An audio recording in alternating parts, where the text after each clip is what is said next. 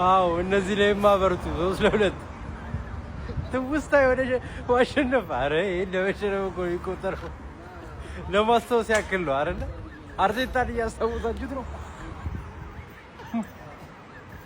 አይራት አብጤ ሻምፒዮንስ ሊግ ይጮታል ብልጭቃውን ማን ያምነኛል ወያለው ለማጅ አገኛ ግንበኛ ፌራዩ አገኛ ትለጠለጣለ እኔ ብቻ አጥያ ገባ ብለ እንዳትመጣብኝ እኔ ወያላ እኮ አይምሮው ንፋስ ገብቶበታል እኮ እንዳትመጣብኝ ብቻ ረጉዲ አርሰናል ይሄን ዋይፋይ ፓስወርድ ካሪያት አልማት የተባለን ሰውዬ ሃክ አረግ ነው ፈርስት ሃፍ ነው አክላ ያደረገው ፈርስት ሃፍ ማለት ሃቨርስ እንዴት አባሽ ናፍቀሽን ነበር እንዴት አባሽ ጎሉ ራሱ ለጊዮኬሬዝ ራሱ ሃቨርስ መኖሩ ተመቸው አይገርም ተመቸው እኮ በቃ ሃቨርስ ለማልስት ምትል ሰው ነው ጊዮኬሬዝ ስጠኝ ሚል ሰው ነው ተመቻቹ ጋር ባድ ሌላው ሰልፊሽ ስለሆነበት ሃቨርስ ሁሌ የሚያገባው ባዶ ፓስ ለጊዮኬሬዝ ሰጠዋል አሪፍ ነገር ነው እንዴት አድርገን ነው አሁን ሃቨርስን ሜዳውስ ምናስገባው ገባሻል አሪፍ እንቅስቃሴ ፈርስት ሃፍ ጌም ገደር ነውና ሰከንድ ሃፍ ትሬኒንግ ምናምን ሮቴሽን ምናምን ፊትነስ መጠበቅ ያለባቸው ምናምን ተጫወትማ ጄሱስ ተቀይሮ ሲገባ ሁሌ ያገባል ተቀየረን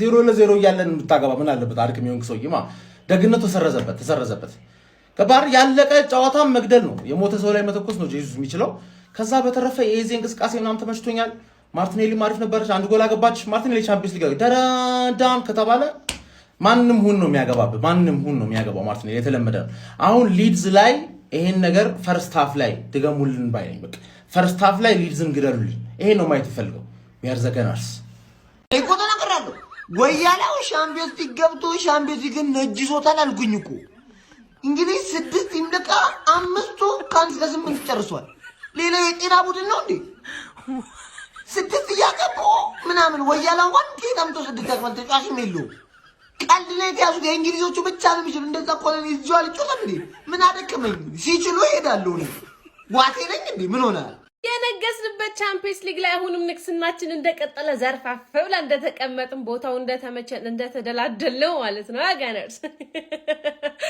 አሁንም ቀጥሏል ማለት ነው አንደኝነታችንን እንዳስጠበቅን ይሄንንም ጨዋታ የመጨረሻውን ጨዋታ አሸንፈን ወጣናል ማለት ነውና በጣም ደስ የሚሉ ኢቨንቶች ተፈጥሯል እዚህ ላይ ከሃቨርት አሲስትና ጎል ፈርስት ሃፍ ላይ ብቻ ጎክሪሽም እንደዚህ አሲስትና ጎል የሆነ መነሳሳቱ ምናም በጣም ነው ደስ የሚለውና ብቻ ማለፋችንን እናረጋግጠናል ግን ከዚህ ጨዋታ በጣም ቅር ያለኝ ነገር ማለት ነው አርሰናል ለምንድነው ጨካኝ ያልሆነው ተጫዋቾቹ ለምንድነው ጨካኝ የማይሆኑት ቆይ ሊቨርፑልን ይውት 6-0 እንዴ ለምንድነው የኛ ተጫዋቾች ጨካኝ ለምንድነው አርሰናል የማይጨክነው ለምንድነው ይሄ ጨዋታ 3-2 እኮ የሚያልቅ ጨዋታ አልነበረም ምንድነው ለምን እንዴ ማንኛውም እዚህ ውድድር ላይ ከተሳተፍ ነው አንዳንድ ክለቦች ከሌሉበት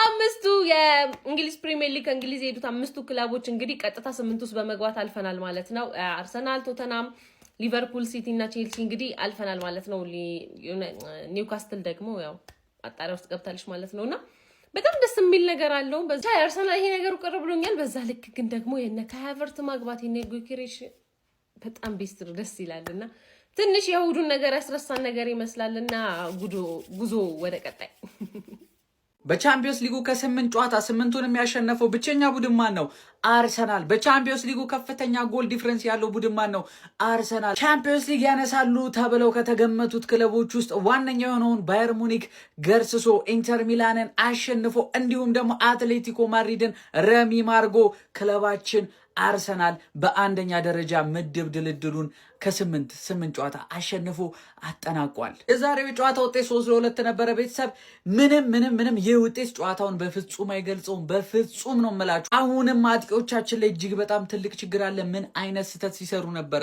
እጅግ በጣም ኳሶችን ሲያመክኑ ነበረ። በርከት ያሉ ጎሎችን ማስቆጠር እንችል ነበር። ዛሬ በትንሹ 5 እና 6 ጎል ማስቆጠር እንችል ነበር። ነገር ግን አልሆነም። አሁን አርቴታ ይህንን ነገር እንዲያስተካክሉ የተቻለውን ነገር ማድረግ አለበት። የኛ ሚስተር ቻምፒዮንስ ሊግ ጋብሪኤል ማርቲኔሊ በቻምፒዮንስ ሊጉ መድመቁን ማሸብረቁን ቀጥሎ ተያይዞታል። 6ኛ ጎሉን ዛሬ አስቆጥሯል። በአርሰናል ታሪክ ከጋብሪኤል ማርቲኔሊ በላይ ብዙ ጎሎችን ያስቆጠረው ቴሪ ዳንኤል ኦነሪ ብቻ ነው። ጋይስ 7 ጎል ብቻ ነው ሄነሪ ያስቆጠረው። ጋብሪኤል ማርቲኔሊ ከዚህ በኋላ 1 ጎል በእርግጠኝነት እንደሚያስቆጠርና የቴሪ ሄነሪን ታሪክ እንደሚጋራ ወይም ደግሞ እንደሚያሻሽል የተረጋገጠ ነው። ከረጅም ጊዜያት በኋላ ወደ ቋሚ አሰላለፍ የተመለሰልን ንጉስ ካይ ሃቨርትዝ በ45 ደቂቃ ውስጥ 1 ጎልና 2 አሲስት በማድረግ እጅግ በጣም የሚገርም ካምባክ አድርጓል። ካይ ሃቨርትዝ በመመለሱ ምን ያህሎቻችሁ ተደስታችኋል? ቤተሰብ እኔ እጅግ በጣም ተደስቻለሁ። የአውሮፓ ሻምፒዮንስ ሊጉን እንግዲህ ጀምአው ከተጫወትናቸው እያንዳንዱ ጨዋታዎች ሁሉንም በማሸነፍ እንግዲህ ኮሬክት ስኮር ማግኘት የቻልነው እኛ ነን። እኛ አርሰናሎች ማኗ ዘንድሮ እዚህ መድረክ ላይ ታላቅ ገድል ይፈጸማል። ጀማው ታላቅ ገድል ዛሬ ለማንኛውም 3-2 በሆነ ውጤት አሸንፈናል። ቪክቶሪዮ ኬሬሽ አስቆጥሯል። ከዛ በተጨማሪ ኪንግ ካይ ሃቨርትዝም ጀምአው ጎል ማስቆጠር ችሏል። ማርቲኔሊ ሶስተኛውን ጎል አስቆጥሮልናል። ጀምአው በዚህ ጨዋታ ላይ በጣም ኢኮኖሚካል ነበርን። የተለያዩ ተጫዋቾችን አስገብተን ሞክረናል። ኦሬዲ ዋናው ቡድናችንን አስቀምጠነው ነበር ጀምአው። ከዛ ውጪ ግን አርሰናላችን በአውሮፓ ሻምፒዮንስ ሊግ መድረክ ማለት ነው እጅግ አስፈሪ ቡድን መሆኑን አሁንም እንግዲህ ማሳየቱን ቀጥሏል ማለት ነው። በዚህ መድረክ ላይ ዘንድሮ እንደ ቀልድ አንፋታም ጀምአው። እንደ ቀልድ መፋታት ብሎ ነገር አይኖርም። ታዲያ አንደኛ ሆነን በማጠናቀቃችን መቼስ የመልስ ጨዋታዎችን በሙሉ ከዚህ በኋላ የምናደርጋቸው ማለት ነው 4 ውስጥ እስኪገባ ድረስ በሜዳችን ነው የምናደርገው። መጀመሪያ ከሜዳችን ውጭ እንጫወታለን ማለት ነው። እጅግ ትልቅ አድቫንቴጅ ነው። ለማንኛውም እንኳን ደስ አላችሁ ጀምአው። ነቃ ደንገጥ በሉ። ከዚህ በኋላ በዚህ መድረክ ላይ ትልቅ ነገር ጠብቁ። ይመቻችሁ። ተኝቼ ነበር ግን መቀስቀስ አበላቸው አይደለም። ምን ብለው ቀሰቀሰው አትሉኝም? አርሰናል ካራባት ነው አክሮባት ከሚባል የካዛኪስታን ቡድን ጋር ጨዋታ ነበረው እና ስለስንት እንዳለቀ ተመልክታችኋል። 3-2 ማለት 2 እንዴት አገባባችሁ ምናምን የሚለውን ተውት፣ ችግር የለውም። 3-2 ምን ለማስታወስ ነው? እስኪ ኮመንት ላይ ያሳውቁኝ አራዳ ልጆች። ይመቻችሁ።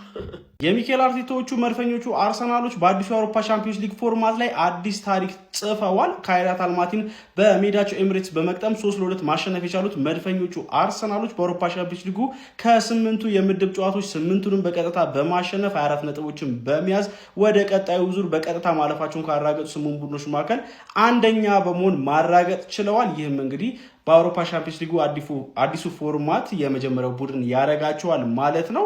በዚህ ጨዋታ ላይ መድፈኞቹ አርሰናሎች በጣም በርከት ያሉ አዳዲስ ፊቶችን ነበር ያስመለከቱን። ሚኬል አርቴታ ብዙ የቡድኑ ቋሚ ተጫዋቾችን ለዛሬው ጨዋታ ረፍት ሰጥቷቸው ነበር የጀመረው። ካይራት አልማቲ የካዛኪስታን ቡድን ነው፣ ቀላል ተጋጣሚ ሊሆን ይችላል። የመጨረሻም ጨዋታ ነው። መድፈኞቹ አርሰናሎች ማለፋቸውን ያረጋገጡበት ጨዋታ ነው።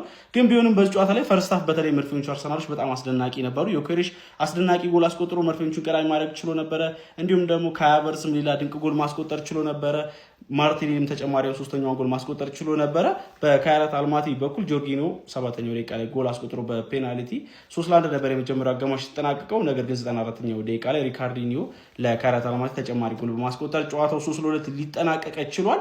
በዚህ ጨዋታ ላይ የካይ ሃቨርትዝ መመለስ በቡድኑ ውስጥ ምን ያህል ለውጥ ሊፈጥር እንደሚችል ታዝበናል ብዬ አስባለሁ። ቪክተር ዮኬሬሽ ያስቆጠራት ጎል አስደናቂ ብትሆንም ከዚህ የተሻለ ደግሞ ማስቆጠር አጋጣሚ አማራጮችን አግኝቶ ሳይጠቀምባቸው ቀርቶ ነበረ። ማድሪክም ተደጋጋሚ አሰልቺ የሚባሉ ሹቶችን ሲያደርግ ነበር፣ ሳይሳካለትም ሲቀር ነበር በተደጋጋሚ። ለማንኛውም እናንተ ስለዚህ ጨዋታ ምን ትላላችሁ? ሀሳባችሁን ኮሜንት ሴክሽን ላይ አካፍሉኝ። የፕላስ ምልክቱ መጫ እንዳትረሱ።